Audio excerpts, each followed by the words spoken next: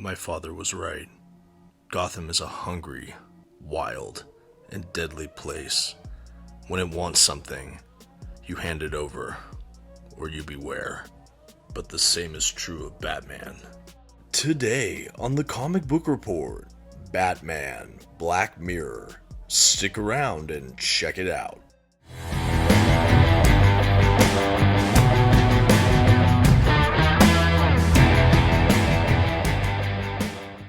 Greetings from Gotham, everyone. My name is Dominic, and today you're tuning in to the Comic Book Report, where we review comic books and graphic novels so you can get an idea of what to read. And today we're taking a look at one of my all-time favorite Batman graphic novels. Of course, I'm talking about Batman Black Mirror. But before we dive into today's review, I just want to go ahead and shout out our channel sponsor, OrganicPriceBooks.com. If you're looking for comic book collected editions, I highly encourage you to check out their website. You can find the link in my description, and if you find something you like, you can even use my promo code, TheComicBookReport, at checkout to receive $2 off of your order. Please note, if you use my affiliate link or code to make a purchase, I will earn a small commission, but it's a fantastic way to support the channel. Thank you so much for considering. Now let's get started with today's Batman review. First, some quick facts about today's collection. The issues in this volume were written by Scott Snyder and illustrated by Jock and Francesco Francavilla. The comics in this collection were first published by DC Comics beginning in 2011. The volume itself collects Detective Comics issues 871 through 881. And finally, this standard size hardcover comes in at 304 pages. At this time, I'd like to issue a general spoiler warning. I will be flipping through the contents of today's collection and commenting on plot points throughout. You've been advised. Okay, and here's our first look at that standard size hardcover from DC Comics. Now, admittedly, I've had this book in my collection for some time, but I still think it was really well made. It's really held up, and honestly, this was such a fun book to revisit. So you can see the cover art we have on this book was provided by Jock. He's one of the main artists throughout the book. Really prolific style. You might have seen him in some other works. I know, like Green Arrow Year One, things like that. Now, this collection is a standard size hardcover. As I mentioned, it is not oversized. The paper stock is a nice glossy print paper, and I think there's even actually a sewn binding on this book. It's a bit hard to tell, but it's somewhere in there. Maybe a little bit of glue. Again, it's a little bit hard to tell, but the binding is very solid. But I'll give you a look at that for yourself momentarily. First, I'm going to go ahead and take another last look at the dust jacket, including the interior flaps, before we transition to looking at the hardback book itself. So again, this cover art is really beautiful. I have no complaints with it whatsoever. I love the art it showcased by Jock, and I think it just really sold me on the book. I'm a big Scott Snyder fan, and that all began with his New 52 Batman run. So I actually found this Black Mirror book before I read the New 52 Batman. I'm aware it comes before that, but wow, what a great Snyder gem, especially for those that maybe haven't checked this out yet. As far as under the actual dust jacket, the hardback book is a bit unremarkable. I picked this up in the era where we were not really getting art prints on the hardback book themselves. I think it's a real shame. I would have loved to see what they came up with for this book. But right now it's just that standard kind of black hardback with a little bit of embedded printing on it. No real complaints though. It's still really well made. I just do miss that art print. And here's a quick look at that binding I mentioned. I really can't tell if this is sewn with a little bit of glue, maybe a little bit of both. At any rate, it was really well bound. You'll be able to see as I flip through to notice any gutter loss, things like that. But I think it's really held up against the test of time, at least in my opinion. And now that we've taken our time examining the exteriors and the binding, we can go into the collection proper. So as I mentioned at the top, this collects a stretch of the Detective Comics run over at DC Comics, but you can read it as basically a standalone graphic novel. Overall, there are maybe 3 or 4 mini story arcs within this Black Mirror collection, but it all kind of leads and culminates into one final act, and I think it's all executed very, very well. So when you read it just as this novel itself, it has really good cohesion, beginning, middle, and end, but I do see why it came out of an actual ongoing Detective Comics run. So, for those that don't know, this is during the tenure that Dick Grayson had as the Caped Crusader himself, Batman, after the events of Final Crisis, but before the New 52 era, where we have Bruce Wayne Batman taking back the mantle. So, the Batman we get in this book by Scott Snyder is actually Dick Grayson, and I really loved that. We do not have Robin in these pages, really. It's mostly just Batman taking on the forces of crime. We, of course, have Commissioner Gordon as his kind of supporting character, and we do have Oracle, Barbara Gordon, assisting as able as well. Some cool appearances from Tim Drake's Red Robin here and there as support as well, but it really is a Batman book, front and center, all spotlight on him, and it really works. In fact, this is my favorite Dick Grayson Batman story. I know I love the Batman and Robin Grant Morrison stuff when we had Dick Grayson and Damian Wayne, but this story here is my favorite Dick Grayson Batman story. In fact, I really wish this era was prolonged. I love the New 52 stuff, and I'm sure this story helps secure Scott Snyder's place in that New 52 lineup for Batman, but I would have just loved to see this era go on for longer, where we had Grayson's Batman. I think it's just such an interesting storytelling mechanic, and I love seeing the mantle pass to this character, and just seeing how he was a decidedly different Batman. And that's maybe no more obvious than it in reading Black Mirror.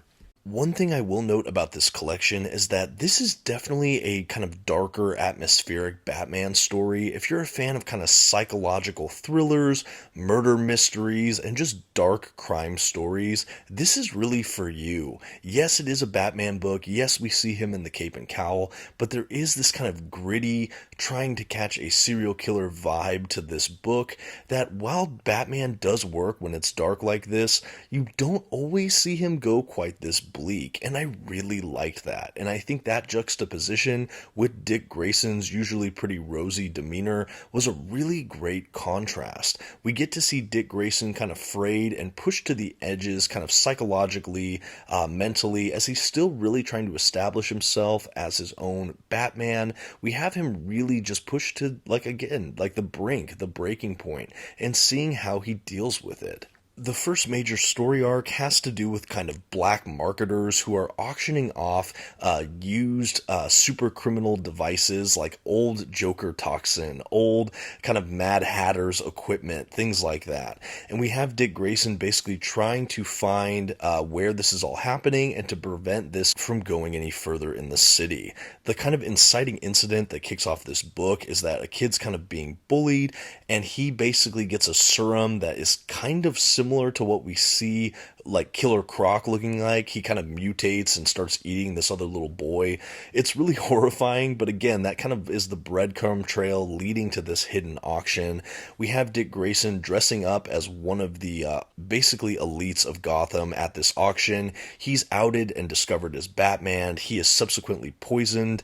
It's a really exciting story arc. We have a lot of really tense, dramatic moments. The art by Jock is just absolutely stunning to look at. It has kind of a grittiness to it. There's a lot of hard edges, and it's really beautiful. He has this really stylistic kind of boldness to his art, and I think it's just on full display here. I think it matches the tone perfectly for what Snyder's going for, and like I said, we get a very immersive, atmospheric, dark story here. After that first story arc resolves, we switch over to the other artistic team that is really another fantastic style. He has a much more interesting color palette. The colors really shines with that other artist. Like I said, the art style is pretty different, and we go back and forth between Jock and Francavilla, but both really sell me on these story arcs. The other story has to do with Commissioner Gordon's son, James Jr., and the fact that he is a psychopath. He wanders back into Gotham, much to the chagrin of both Commissioner Gordon and Barbara Gordon, who really don't trust James Jr. We have a really disturbing tale here on how he's claiming he is recovered and he's on a treatment that is helping to kind of give him a therapy for his psychopathy, but no one really trusts him, and we have a lot of sequences of flashbacks into the Gordons' home life and their past, and it really is just a dark and gripping story, as an audience member, you're really not sure what to believe. And it just pulls you in all the further, especially in the lives of the Gordons, which are such fantastic supporting casts of characters here. The next story arc is back with Dick Grayson Batman, and we have sort of a killer whale at the lobby of a bank that has a dead woman inside of it. This event kicks off another murder mystery where we're trying to figure out how this woman got there. In comes the daughter of Zuko, the man that is responsible for kind of everything that happened to the Grayson parents. This is a really, really fascinating story arc. I love seeing the interplay between the Zukos and Dick Grayson's Batman. And this is, again, another wonderful detective crime murder mystery story, but all of it kind of feeds into each other. The implications of the previous story arcs all blend seamlessly into this one. And this story feeds directly into kind of the epic conclusion of this Black Mirror book. I really love it. I think a notable thing that happens as well, kind of in this back half of the book, is we actually have Joker escaping Arkham Asylum. And this is a really tortured, manic Joker that I really enjoyed. One of the best scenes in this book for me is actually when Dick Grayson's Batman finds Joker in kind of these underground tunnels or sewers beneath Gotham, and there's like this blinding fluorescent light, and it's really disorienting. We have art by Jock again, and it's really, really radical. And essentially, Joker immediately can tell that it's not Batman, but he says something about, my Batman has like leather between his fingers, but you have feathers. And I love this line, the kind of implication that he knows that this is not his Batman, but he also knows that this is a Robin. And I thought that that was so great. Joker's appearance in this book doesn't feel overly shoehorned in. He's utilized really effectively for a scene or two, but he's not even the biggest bad of this whole story. No, this all leads back to James Jr., this kind of psychopathic architect behind a lot of the things happening in Gotham recently. And this just is, again, a perfect resolution to all the story arcs. We basically have this Batman versus James Jr., and it is haunting. We not only see Dick Grayson pushed to his limits, but we see Commissioner Gordon and Barbara Gordon pushed like past a point they're comfortable with, and seeing these characters in this light was just really eye-opening. I've really never been so gripped by some of the stories involving these characters. The interplay was fantastic, and I think it really rewards longtime fans of the franchise and brand new readers. There's even some visual homages to the Batman Year One scene at the bridge with James Jr. and Commissioner Gordon and Batman. It's just all really, really well done. There's a lot of great full circle moments for fans of Year One, but overall, a really spectacular book. And it leaves right on kind of a really sickening high note. Everything is resolved and great, and there's kind of this last image that is just kind of haunting. A really brilliant story, really dark, but very well executed. Now, I do want to transition a little bit to start talking about the art direction again in this book, because I think it's such a key component for what makes Black Mirror really shine. I have spoken about it a little bit already throughout this video, but I want to spend a little bit more time. So again, the artistic duties on this book are really split between Jock and Francesco Francavilla, and both of these artists just really bring such unique touches all their own. And because we alternate back and forth, you get the feeling that both really have a stake in the storytelling development of this book. I noticed overall Francavilla was really involved with a lot of the history of the Gordon issues and a lot of the James Jr. stuff. And I think because we had that for a lot of that storytelling and a lot of Jock for the Batman really heavy issues, there really is a nice separation where it was almost like when we primarily followed the Gordons and that story arc, we had one artist, and when we primarily followed Dick Grayson Batman and explored his inner workings, we had Jock. And I really like how that was subdivided. Like I said, everything feels very cohesive, even though the artist change is a pretty jarring one. It is at least between issues, and I can kind of mentally settle in for the kind of art I'm getting and knowing who I'm following and kind of what the scope or leaning of the story is. Again, really, really well done here. I really like Jock's just style. I like the kind of more hard lines, more kind of realistic character concepts, designs. I feel like when we got some of the set dressing, it was really evocative. Like I said, it has this kind of dark, dreary, atmospheric look to it. It's absolutely gorgeous. He can really lean into kind of the surreal when he wants to, but otherwise it's played really, really straight, and I liked that. I think Francavilla was another great artist. I'm not as familiar with their work, but I did definitely enjoy their contributions. I think that their style looked a little more rounded and animated, but I think it really worked. And I think especially because we had so many flashbacks to the past involving the Gordon children, it just like really fit. Both were still very dark and edgy and really helped promote the tone we have in this like entire book. But because we have these different artists, I think that we got a lot more variety in the storytelling, and each one just added a facet to make Black Mirror that much more of a fuller experience. A couple other notes about Black Mirror. This has been a book I've wanted to review on the channel for some time, as again, it's one of my personal favorite Batman stories. I haven't revisited it in several years, and so believe me when I tell you, it was such a joy to go back and read this story arc. I think for fans of Snyder's Batman in the New 52, you might be surprised how much he's still able to contribute to the Batman mythos, even with the Dick Grayson Batman. It's a much, much different feel than what we got during the New 52 era with Bruce Wayne, but you still have a lot of great Scott Snyderisms. I think that he really does still make Gotham such a like living, breathing place that influences the people so very much, but it's handled a little bit differently. I really like that we have a younger Batman who is still struggling to figure out exactly who he is as Batman, as a person, and really kind of navigating what he is letting define him versus what he's choosing to define himself as. And I think that that was really something that was well explored in Black Mirror.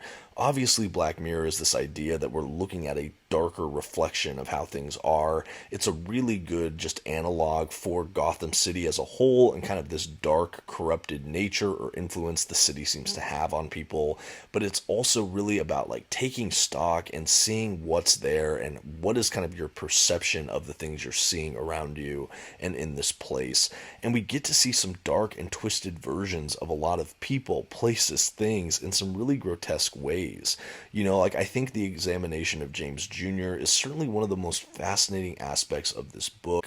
I know that just really having a character like James Jr., it just had me exploring the legacy of what it means to be a Gordon within Gotham City, what roles the trauma that Gotham can inflict has an impact on the citizens, thinking about what happened to James Jr. in year one and how just his time in Gotham may have influenced this.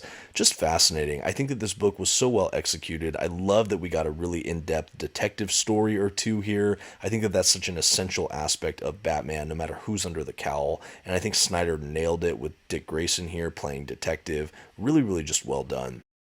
After all the issues in this book, we even have a handful of extras, some production images, things like that. A really, really well-made standard size hardcover. I really enjoy revisiting this book, and after reading so much more Snyder, to come back to one of his earlier works here was a real blast. And I think that as we finish up here, all that's left is to give Batman Black Mirror a grade. For easily one of the most tense psychological thrillers I've ever had the pleasure of reading in the comic books medium, the Comic Book Report is happy to give Batman the Black Mirror an A-. This is, like I said, one of my all-time favorite Batman reads. I do think you can read it without knowing a ton of background other than the fact that Dick Grayson is Batman during this run. Beyond that, this was just such a gripping story. I found so many more details upon reread that I would recommend this not just for first-time readers, but those that maybe read it, but it's been a while. Such a blast to revisit. I really wish we would have had more in the era of Dick Grayson's Batman, but who knows what the future may hold. Another great read here. I'd love to hear what you think of Batman Black Mirror. I'd love to get more feedback, things like that. Thank you so much for watching. Until next time, this has been the Comic Book Report. Please don't forget to leave your like, comment, and maybe check out some of my other videos. Until next time, have a good one.